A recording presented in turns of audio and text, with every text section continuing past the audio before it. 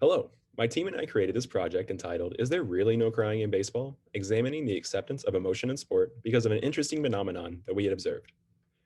Past research and societal experience would suggest that crying is typically viewed in a negative light.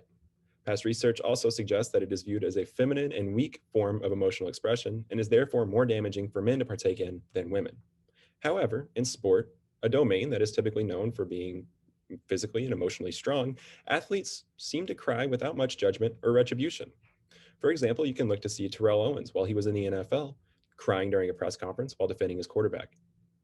You can look into the 2019 Women's International FIFA World Cup, where Thailand's general manager cried after the underdog team scored their first goal of the tournament. Andy Murray cried after winning and losing the Wimbledon Tennis Championship. Candace Parker, after winning the 2016 WNBA Championship and Championship MVP, cried while dedicating the victory and award to the late great Pat Summitt. Experiences like this made us wonder, hey, is there something to this? Is emotional acceptance different for sport and non-sport domains? So we looked into it. We measured restrictive emotionality. We also created some scenarios in sport and non-sport domains for both men and women to measure the acceptance of crying in these situations. An example of a non-sport scenario would be after the birth of one's first child, and a sports scenario would be after winning a championship. We also measured participant demographics to see if this played a role in the overall judgments. What we found was that overall, women were viewed as more acceptable to cry, and men, it was viewed as less acceptable to cry. This did not matter based on participant gender, but rather the gender of the target.